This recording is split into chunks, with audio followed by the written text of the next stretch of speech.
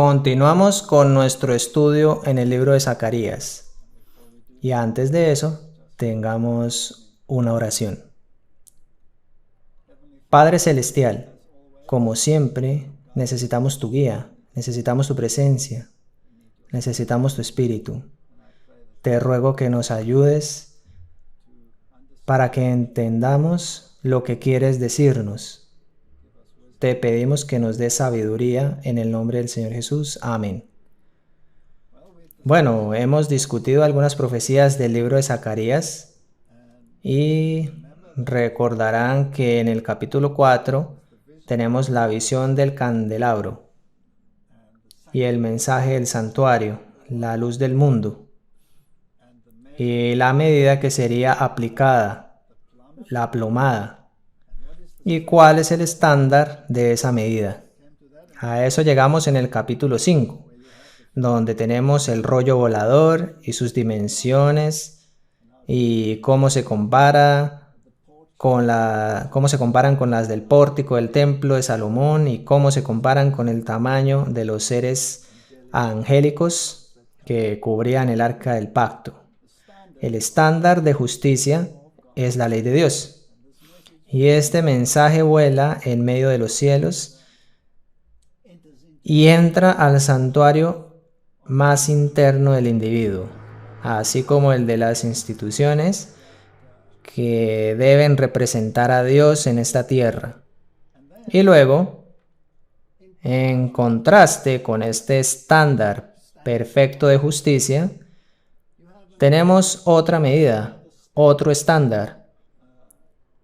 Es una medida falsa manejada por una iglesia. Y vimos las posibilidades para saber cómo podemos entender esto y cómo lo entendían los pioneros. Y descubrimos que este fue el estándar que puso la iglesia en reemplazo de los mandamientos de Dios. Y cómo los sistemas religiosos del mundo iban a tomar este estándar, que es como la mujer de Apocalipsis 13, quien establece un falso estándar en el mundo. Capítulo 17 de Apocalipsis.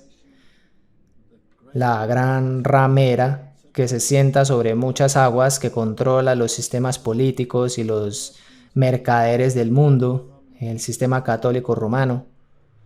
Y luego llegamos al capítulo 6. Este es un capítulo muy interesante. Se puede especular mucho en cuanto al significado de estas cosas. He leído una buena cantidad de cosas que la gente dice.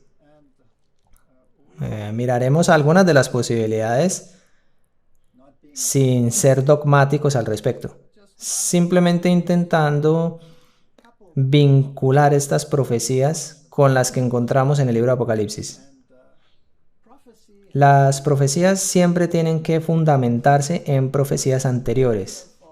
Hasta ahora hemos visto que la ley es el estándar y que hay un conjunto de estándares falsos puestos por los sistemas religiosos del mundo. Y luego llegamos a los asuntos concernientes al final.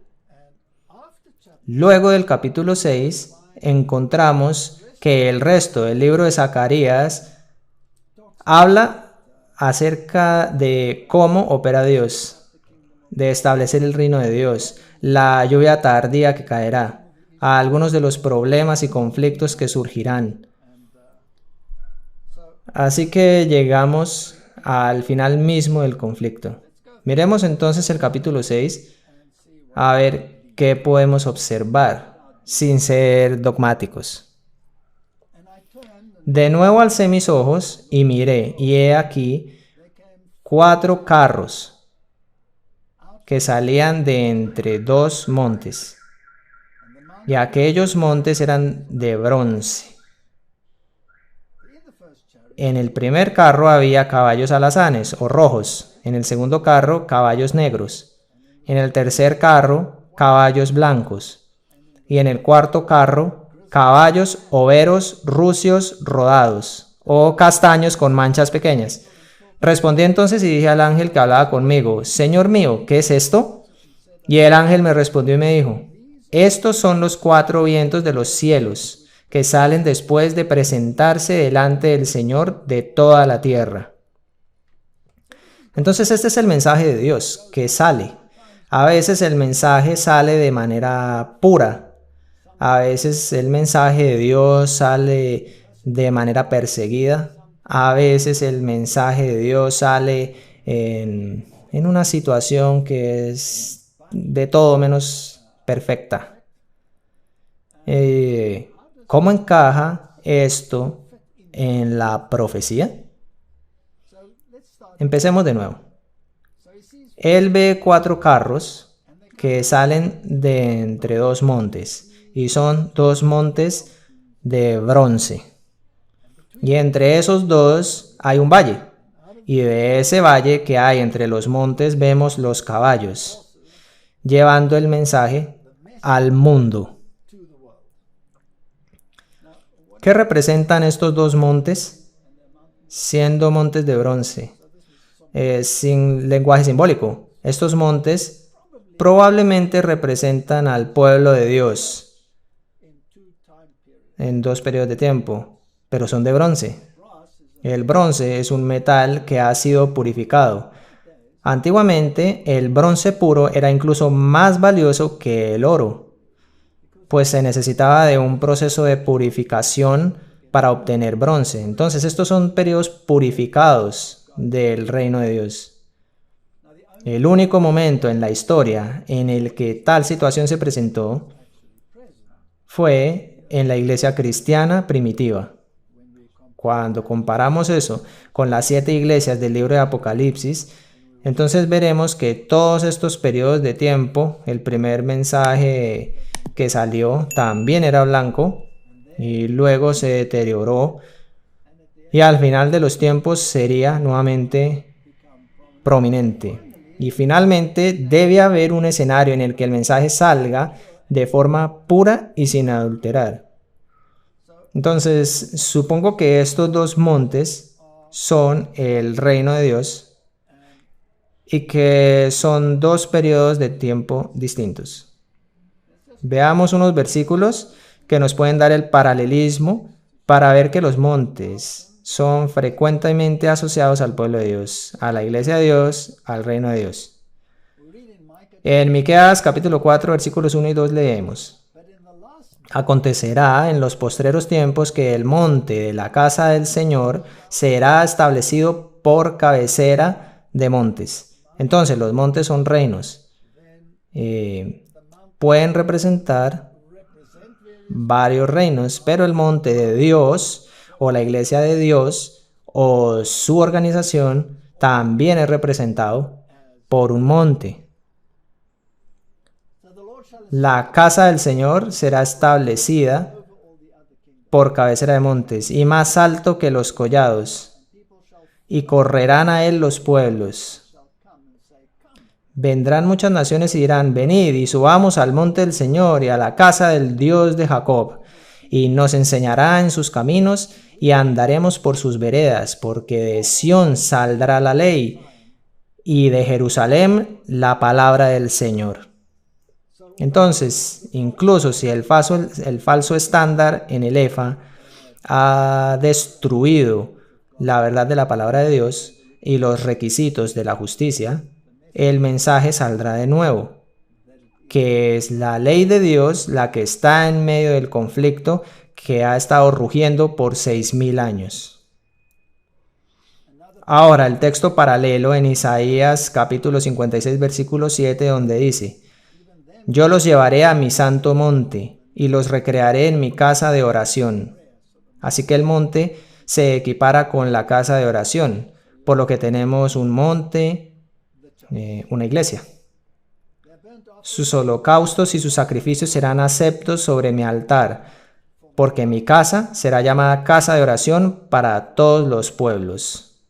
Es un evangelio universal. En Daniel 9, versículo 20 leemos: Aún estaba hablando y orando y confesando mi pecado y el pecado de mi pueblo Israel, y derramaba mi ruego delante del Señor mi Dios, por el monte santo de mi Dios. Él equipara al pueblo de Dios con el santo monte de Dios. Entonces podemos suponer que los dos montes de bronce, es decir, que han sido purificados, están vestidos con la justicia de Cristo, así como el sumo sacerdote Josué fue limpiado de toda maldad.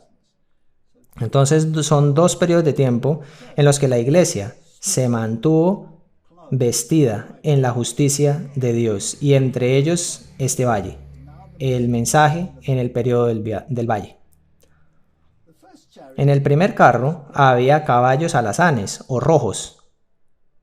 El rojo es el color del sacrificio. Se asocia con martirio. En el segundo carro, caballos negros. ¿Caballos negros? Bueno, el negro se asocia con la oscuridad, es el opuesto al blanco. En el tercer carro, caballos blancos.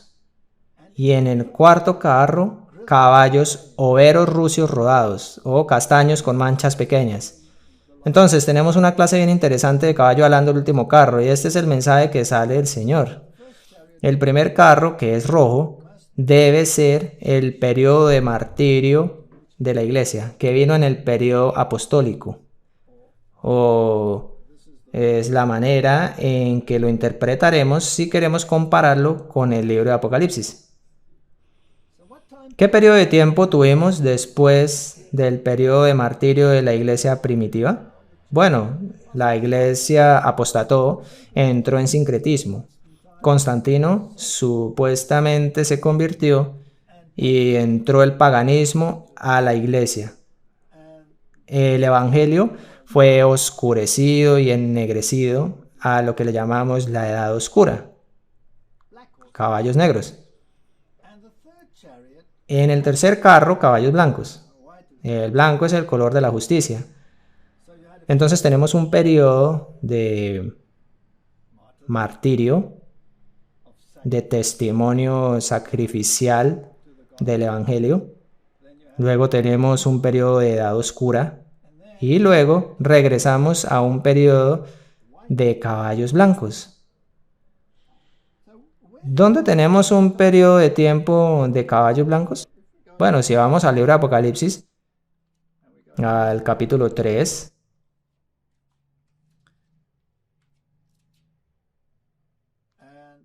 y encontramos ahí el mensaje a la iglesia de Sardis, que dice: escribe al ángel de la iglesia en Sardis. Este es el periodo después de la Reforma.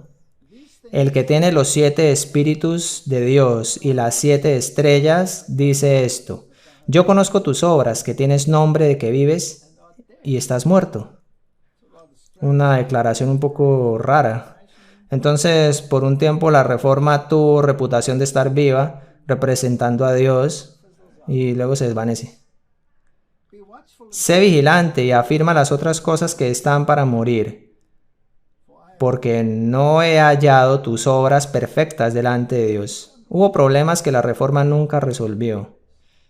Fueron confrontados con el asunto del sábado, el cual fue discutido en el Concilio de Trento, y tuvieron una oportunidad de aceptarlo, pero la iglesia decidió ceder, por lo que Roma quedó establecida con base en la tradición y la escritura como consecuencia. El trabajo de ellos no se completó. Acuérdate, pues, de lo que has recibido y oído, y guárdalo, y arrepiéntete, pues si no velas, vendré sobre ti como ladrón, y no sabrás a qué hora vendré sobre ti. Entonces, el prerequisito es que hay que velar. Hay que estudiar las señales de los tiempos, hay que estudiar las escrituras y saber cuándo será el tiempo de la visitación. Si vemos las señales en el mundo hoy, entonces creo que cualquier estudiante de la Biblia con discernimiento dirá que el tiempo de la venida del Señor está cerca. Pero si uno se vuelve indulgente, bueno, entonces no lo sabrá, que el tiempo se acerca. Pero entonces viene el versículo 4. Pero tienes unas pocas personas en Sardis, el periodo de la Reforma, que no han manchado sus vestiduras, y andarán contigo en vestiduras blancas, porque son dignas. Entonces aquí tenemos el primer mensaje blanco de evangelio que sale. Debe ser una referencia a aquellos reformadores que se mantuvieron firmes por los principios de la justicia por fe y aceptaron el evangelio tal como está registrado en estas páginas, e hicieron de la sola escritura, sola gracia, solo Cristo, solo fe. Hicieron de eso sus cimientos, sobre los cuales se pararon.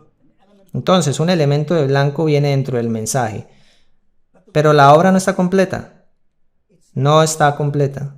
Así que vamos a la siguiente iglesia, que encontramos en el versículo 7. Escribe al ángel de la iglesia en Filadelfia. Entonces, de la Reforma sale un movimiento que recoge a toda la gente de la Reforma. Esta es la iglesia de Filadelfia. Y dice, esto dice el santo, el verdadero, el que tiene la llave de David, el que abre y ninguno cierra, y cierra y ninguno abre. Yo conozco tus obras, he aquí, he puesto delante de ti una puerta abierta, la cual nadie puede cerrar. La profundidad de esto es impresionante, la puerta abierta y cerrada, pero no estamos tratando hoy con el libro de Apocalipsis, así que no entraremos en esos detalles. El punto al que voy es el siguiente, porque aunque tienes poca fuerza, no es un grupo muy grande. Has guardado mi palabra y no has negado mi nombre. He aquí yo entrego de la sinagoga del diablo a los que se dicen ser judíos o cristianos, porque así los llaman, y no lo son, sino que mienten. He aquí yo haré que vengan y se postren a tus pies y reconozcan que yo te he amado, por cuanto has guardado la palabra de mi paciencia, yo también te guardaré de la hora de la prueba. Entonces, aquí tenemos una iglesia que sale del evangelio, que tenía elementos blancos y está purificada. Si regresamos al libro de Zacarías, entonces el primer carro con caballos rojos es el periodo después de la iglesia apostólica. Estamos en el valle. La iglesia apostólica era una iglesia pura con el evangelio de Dios sin adulterar. Tuvieron un derramamiento del Espíritu Santo, la lluvia temprana, hablaban en lenguas, comunicaban el evangelio en su propia lengua materna a muchas naciones, tribus y gentes, ardían por el Señor y miles eran bautizados en un solo día. Ese es el monte puro. Entonces viene el tiempo del martirio y luego el tiempo de tinieblas y luego el evangelio blanco sale de nuevo. Pero no es perfecto, de acuerdo al libro de Apocalipsis, pero encuentra cumplimiento en la iglesia de Filadelfia. ¿Cuál será esa iglesia? Bueno, ese sería el periodo de tiempo cuando los mileritas predicaban. Ellos iban a todas las denominaciones y predicaban acerca de la venida del Señor, y las doctrinas que habían sido ignoradas fueron redescubiertas y estaban siendo predicadas en una nueva forma y pureza que son parecidas a la primera. Entonces tenemos un periodo en el que este evangelio está saliendo, pero seguimos en el valle. Y después de este periodo, la escena cambia. De repente tenemos un cuarto carro con caballos manchados. Respondí entonces y dije al ángel que hablaba conmigo, Señor mío, ¿qué es esto? Y el ángel me respondió y me dijo, estos son los 4 vientos de los cielos que salen después de presentarse delante del Señor de toda la tierra. El carro con los caballos negros salía hacia la tierra del norte. Eso es fascinante. Van hacia la tierra del norte, la cual es Babilonia, claro. En la Biblia, la tierra del norte es Babilonia. Así que si hablamos de la Babilonia espiritual, estamos hablando del periodo de tiempo en que la antigua religión babilónica fue resucitada en el catolicismo romano. La adoración a Semiramis y a su hijo Tamuz, una adoración a madre e hijo que fue establecida.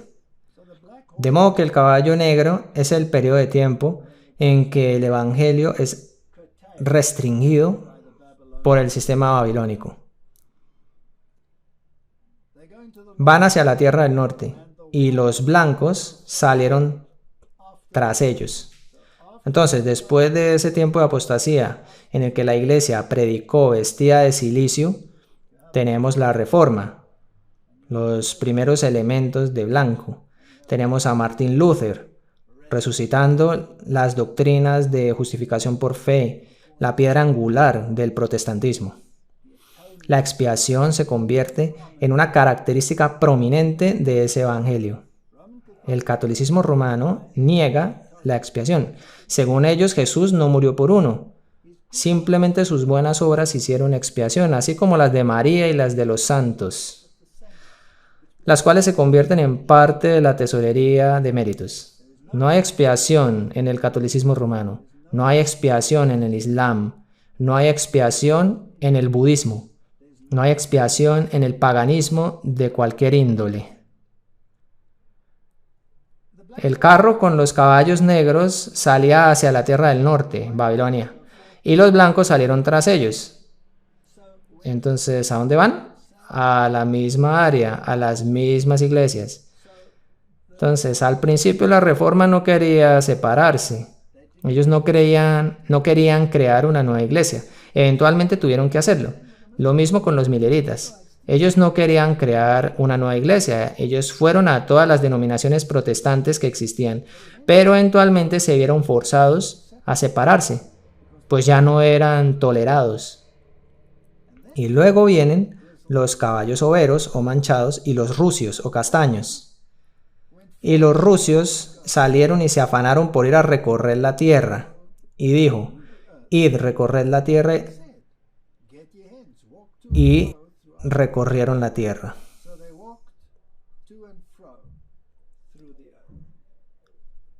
Ahora, Dios envía a su pueblo a ministrar al mundo.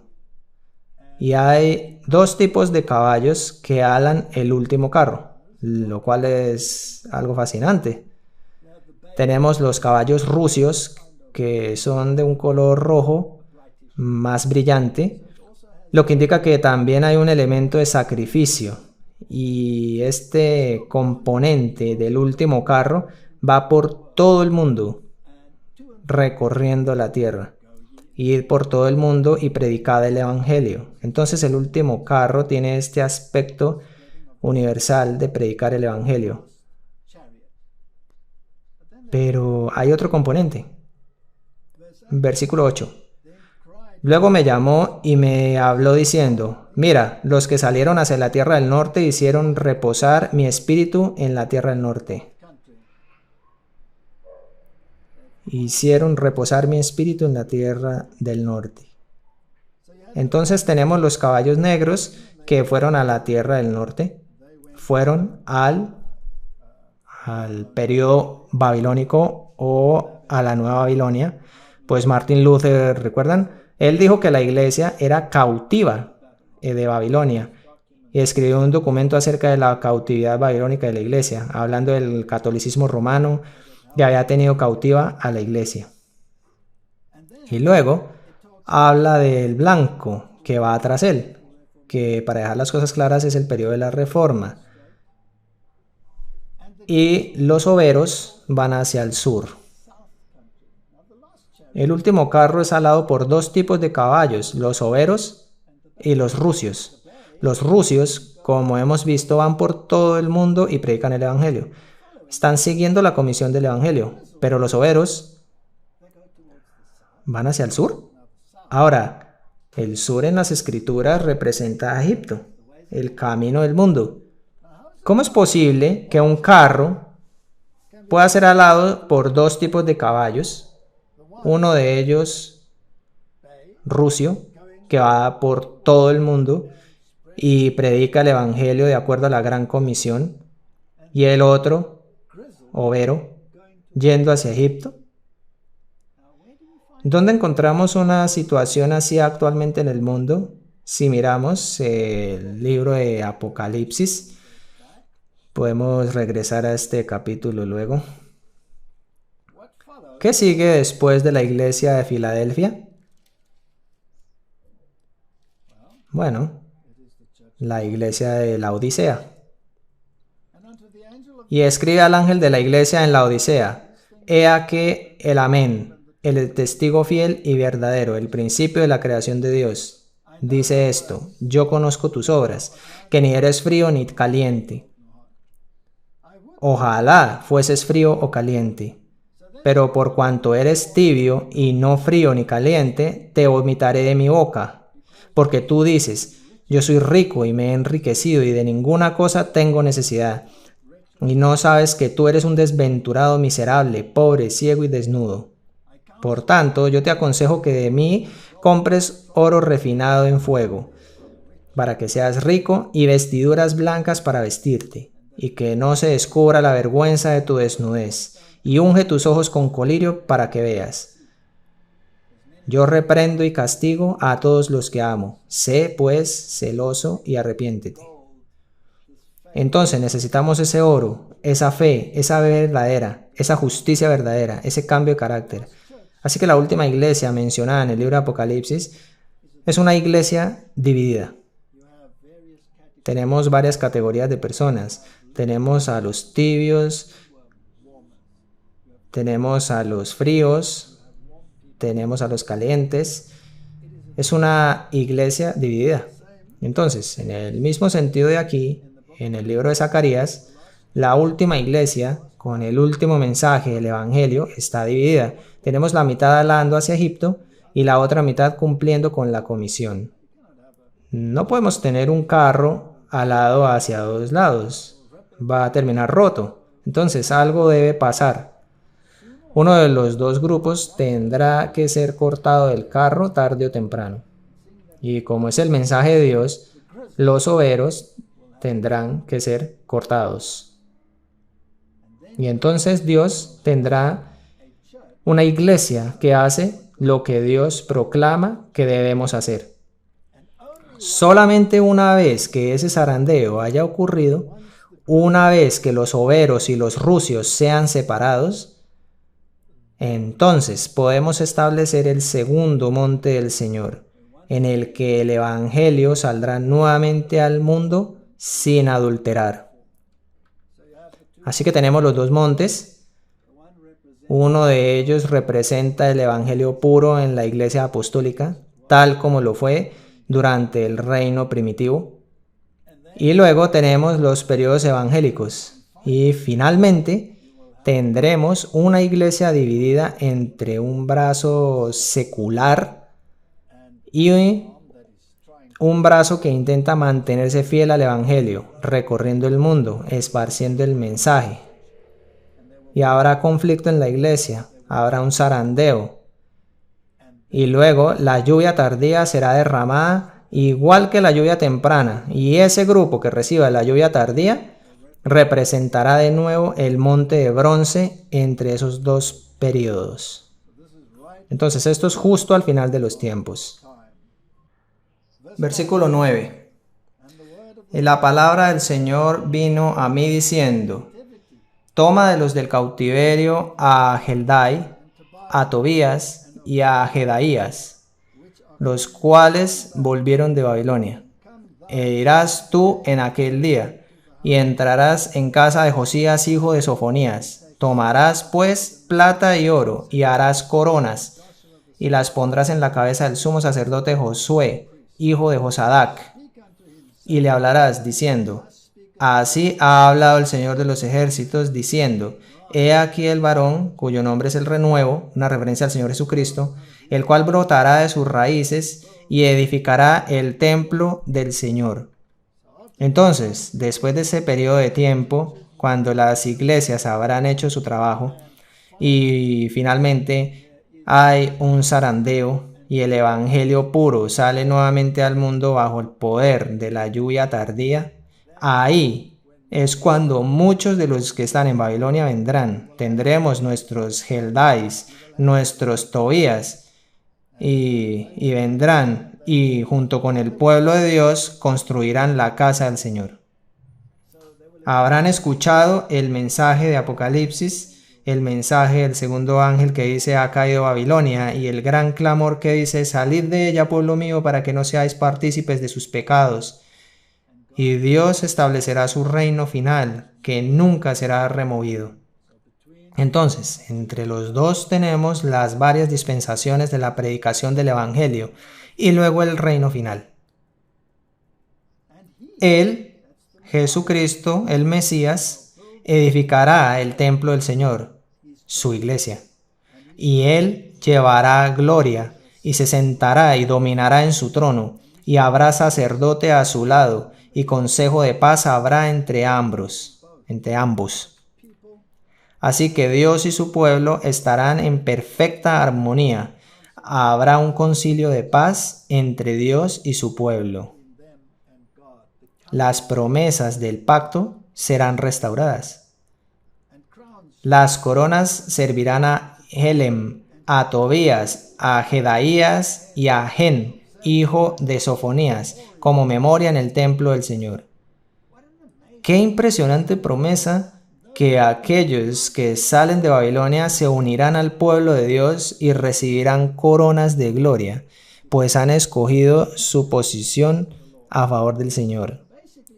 Básicamente, Zacarías nos dice que la última iglesia consiste de dos facciones, que estas dos facciones estarán tirando en diferentes direcciones, pero eventualmente habrá un zarandeo y el mensaje de verdad de Dios con base en la Biblia y el espíritu de profecía, el testimonio de Jesús, que es el espíritu de profecía, saldrá nuevamente a todo el mundo, para todas las naciones, y muchos saldrán de Babilonia para reemplazar a aquellos que han sido echados por el zarandeo y tomarán sus posiciones del lado de Dios, y el Señor construirá su reino. Y los que están lejos vendrán y ayudarán a edificar el templo del Señor. Esto solo puede pasar bajo el derramamiento del Espíritu de Dios, en la lluvia tardía, por lo que esto es el último monte de bronce. Es todavía en el futuro. Pero creo que el tiempo es corto y pronto habrá un zarandeo.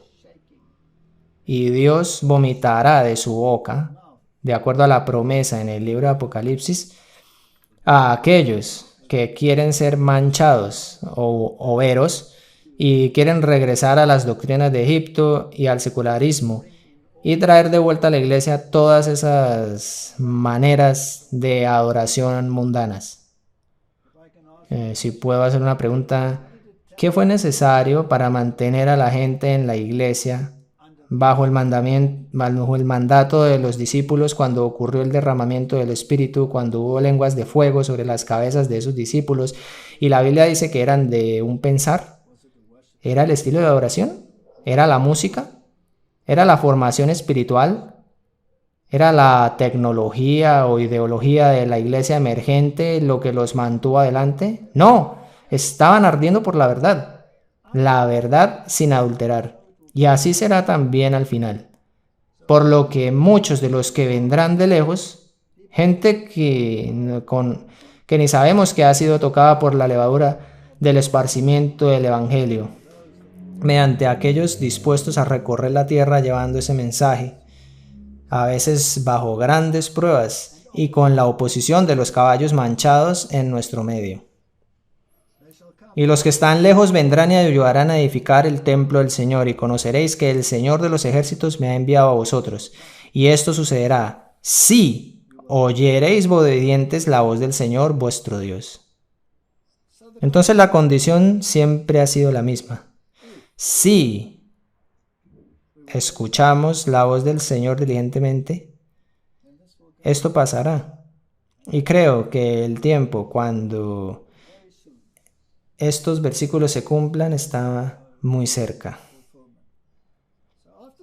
Así que habrá un zarandeo, una purificación de la iglesia, y se establecerá el segundo monte, después de este periodo de tiempo, cuando se difunde el Evangelio bajo estas circunstancias no tan favorables. Y a ese monte vendrá la gente a unirse a Dios en medio del tiempo de angustia cual nunca ha sido.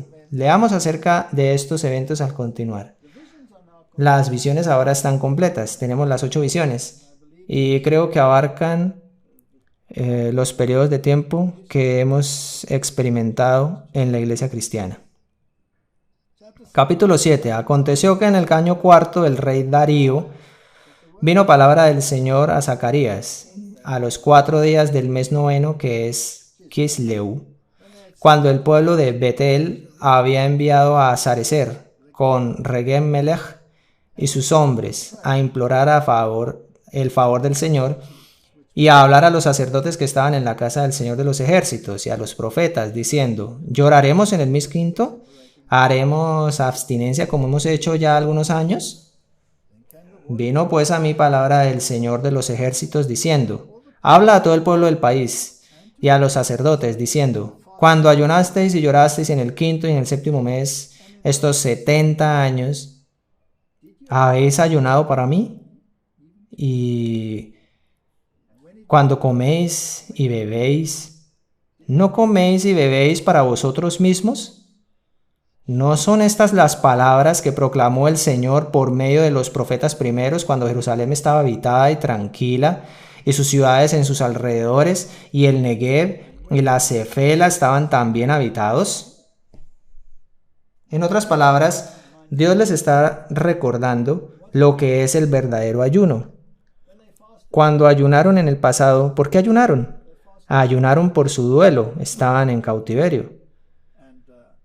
¿Era un ayuno verdadero o el que Dios requiere que cambie el corazón? ¿El ayuno de impulsos correctos para esparcir el Evangelio? Estamos teniendo una idea de lo que Dios requiere de su iglesia final. ¿No son estas las palabras que proclamó el Señor por medio de los profetas primeros? Es decir, creed a sus profetas y seréis establecidos.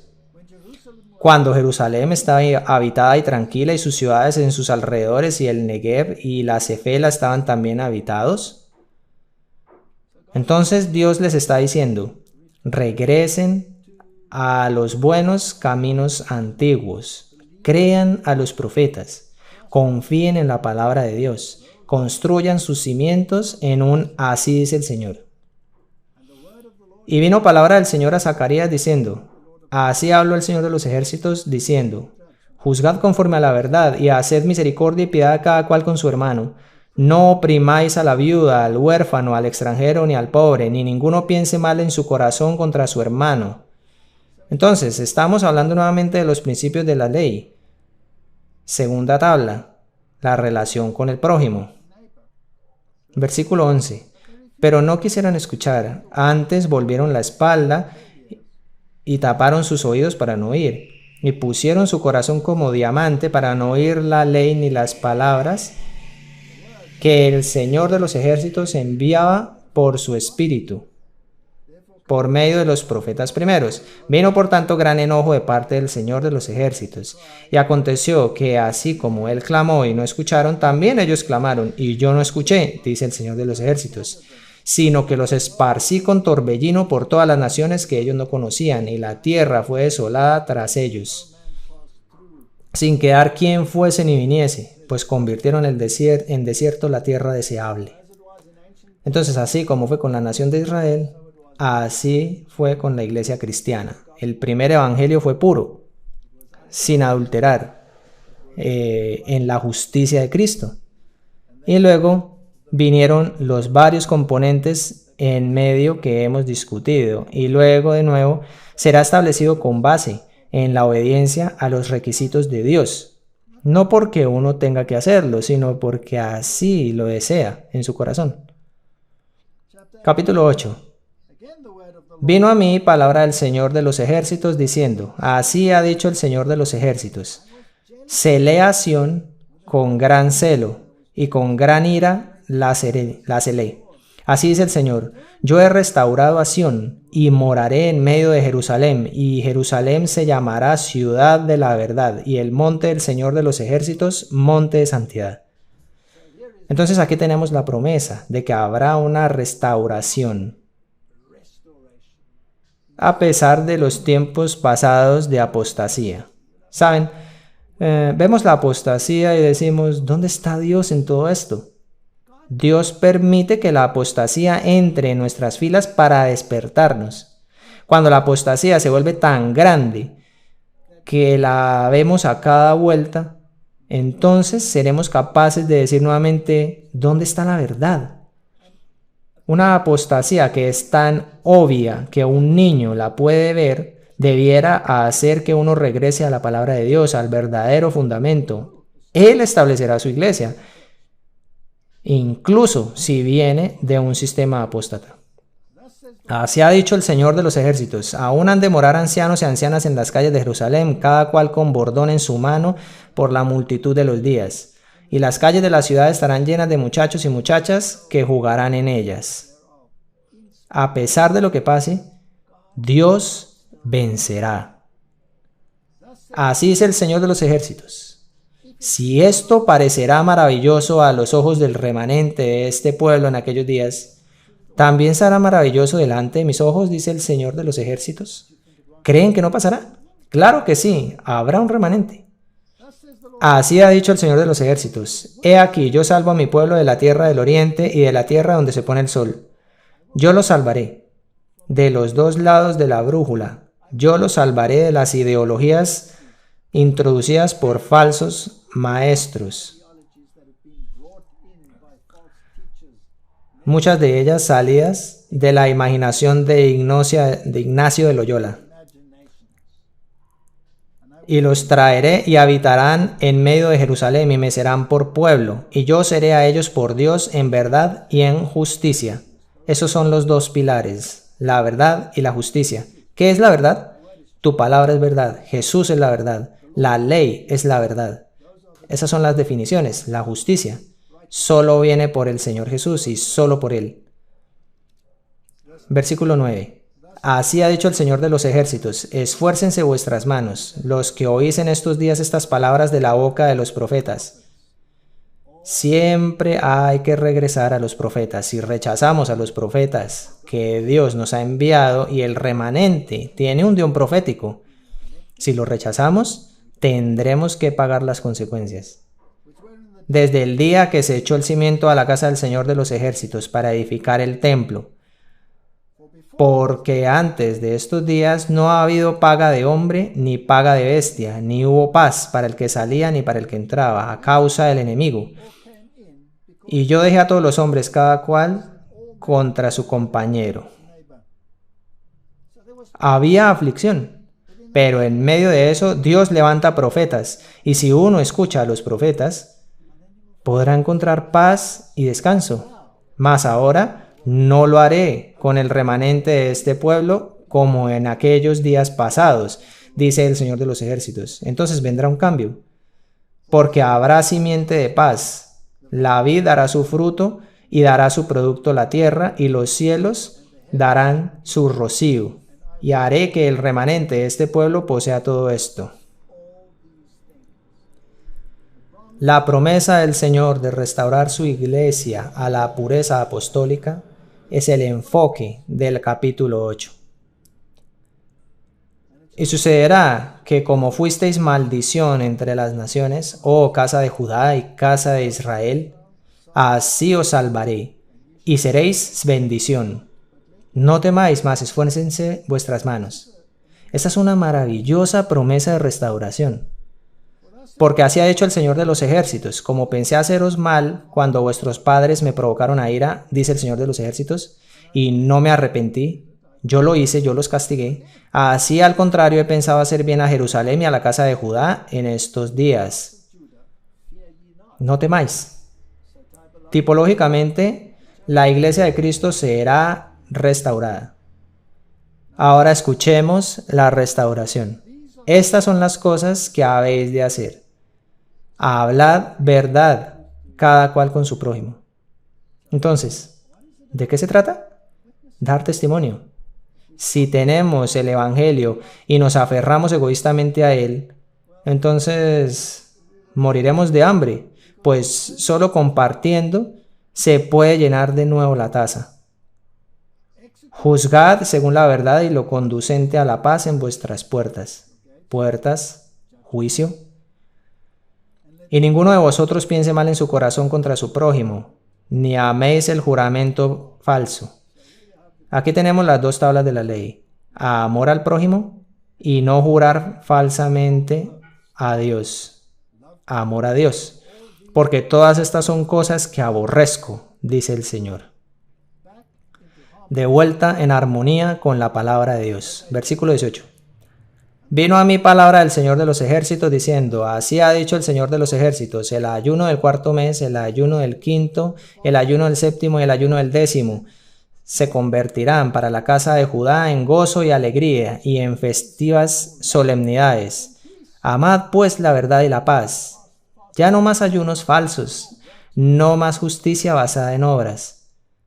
Trabajar en el temor del Señor y por su poder. Así ha dicho el Señor de los ejércitos: aún vendrán pueblos y habitantes de muchas ciudades, y vendrán los habitantes de una ciudad a otra y dirán: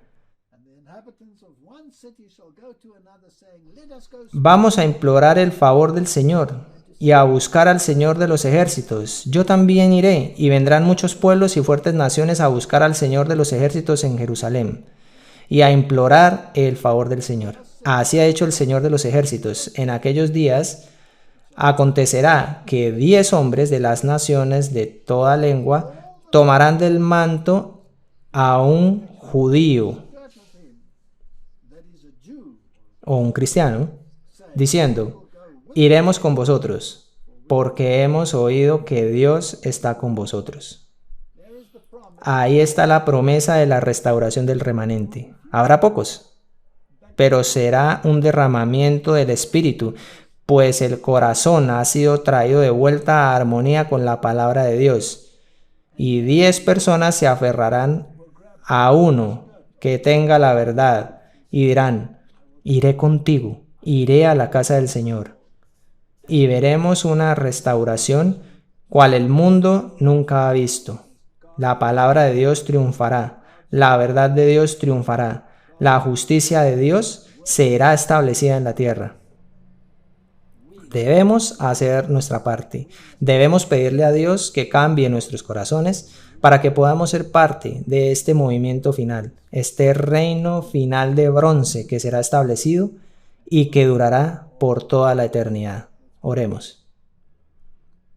Padre Celestial, es una historia triste que tu iglesia haya visto tanta aflicción, muchas apostasías.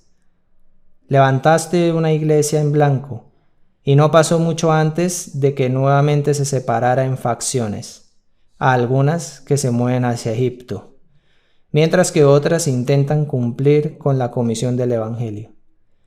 Señor, sé que el tiempo de la restauración vendrá. Habrá un derramamiento de la lluvia tardía y la gente de Babilonia, atrapada en Babilonia, tu pueblo, vendrá y se aferrará al manto de un hombre diciendo: vamos a orar en la casa del Señor. Gracias por estas promesas. Te ruego que podamos tener el privilegio de ser parte de ellas. En el nombre de Jesús. Amén.